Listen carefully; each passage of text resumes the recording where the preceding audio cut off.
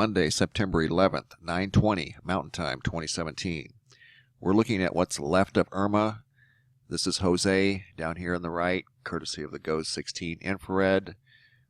Images are starting to come in. I just simply Googled Miami news. Honestly, I know from what I saw that this situation is not going to be good. I had a friend send a picture from Palm Coast, that is on the east side of the storm, up by in Flagler County. This isn't the ocean that you're seeing. He sent me this picture today. This is on the west side of the road inland, and this is a farm that's underwater, and that entire crop is lost. That's just one of many dominoes that are going to fall here in the coming days as the damage is revealed and the photos start to come in. Based off of this, what I'm seeing right here, Miami Herald's reporting 13 million lost power. That's unheard of. Miami-Dade Broward Public Schools closed indefinitely. That's unheard of.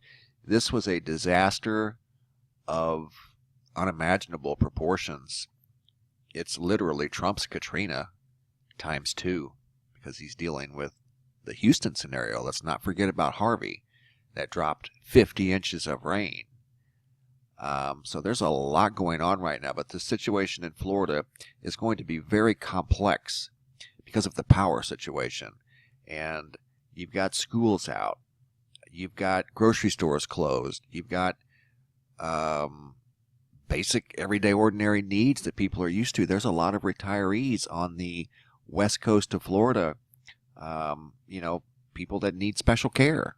They can't live in the elements with no air conditioning for weeks at a time, and that's what they've said, that it's going to take several weeks to get the power back on.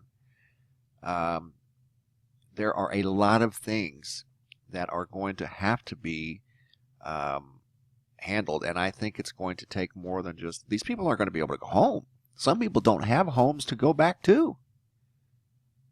There were hundreds of thousands of people that evacuated.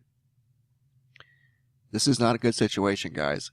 It's only going to get worse, and I am very sorry to all of the people in Florida that have had to go through this and what they're getting ready to go through. I mean, the storm was probably nothing with what they're getting ready to face now, with all the damage. Some areas are flooding. Let me show you some flooding. Look at this right here.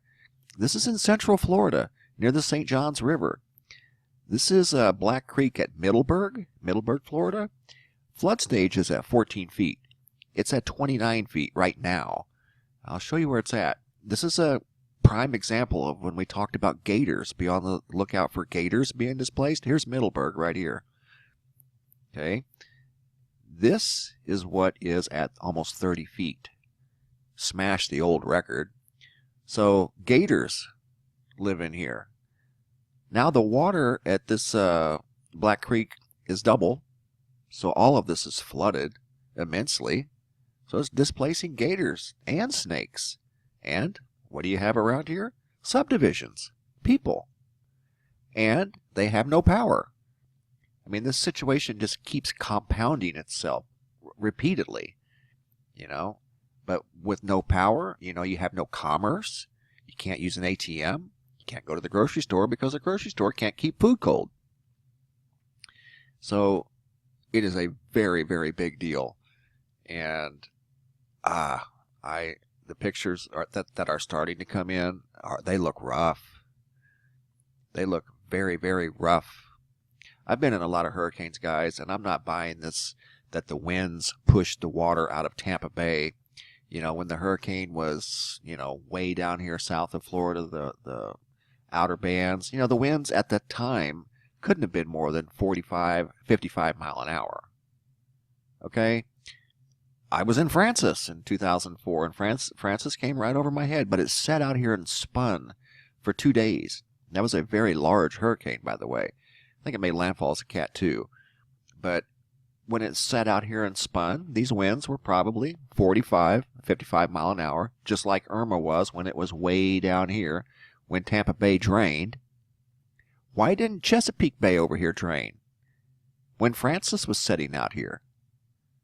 Why didn't these bays drain? Why didn't Tampa Bay drain then? It didn't. So I'm having a hard time wrapping my mind around this phenomenon here. This is down at the Bahamas island where all the water disappeared. And it probably disappeared in other places too that went undocumented. Do you know how much weight that is? And for a 45 to 55 mile an hour wind to displace that much water? I mean, it would do it every day. Every day there's 50 mile an hour winds somewhere near a coast. And not only that, I had a guy just tell me a little while ago, he has a friend that's lived down in Uruguay his whole life. And he's never seen that happen. And you know what happened down in South America? The water retreated from the coast of Uruguay and South Brazil. And not only did it do it in August, it did it in September. It did it on the 4th, just a few days ago. Same phenomenon. Water just disappeared. And it wasn't because of a storm. So I don't know. I just can't, even mathematically, I can't apply calculus. I cannot make sense of this. I just simply can't. But back to what we know, we can make sense of. This here is a bad situation. It's only going to get worse. Guys, if you're in Miami or Florida in general, anywhere in Florida, even Georgia, Georgia's got power outages, but it's not going to be as bad as Miami. The power is going to be out for a long time. There's a lot of people that aren't going to have electricity for a long time. Try to be cool. And you know what I mean. Team up. You guys are going to have to team up. And it's just going to be a long haul. No schools. Can you believe that? Schools closed indefinitely. There's going to be food shortages. How are grocery stores going to operate with no electricity, no commerce, and no way to keep perishable foods cold? No gas. Gas stations closed. You know, you got your water situations. It's just supplies being trucked in and out. If roads are damaged and roads are closed, they can't get trucks in. Transportation, it's just a domino effect. So hang in there, guys. Seriously, you are definitely in my thoughts and prayers.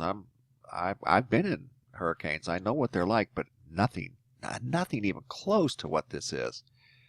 Wow. I'm sitting here literally in a state of shock as I'm seeing some of these pictures come in. So hang in there, guys. This thing is out of here. Hopefully this Jose will stay offshore, and we're going to watch it very, very closely. But right now, it's just kind of hanging around out there. And I've seen them do that before, too. And they'll do a loop and come in. Hopefully they'll stay away from Florida and the coast in general. But right now, one of the models has it coming into the coast. Actually, two do. But that's a long ways out. A lot can happen between now and then. Let's not worry about that now. Heads up, Florida. Boy. Thanks for watching, guys, and be safe out there.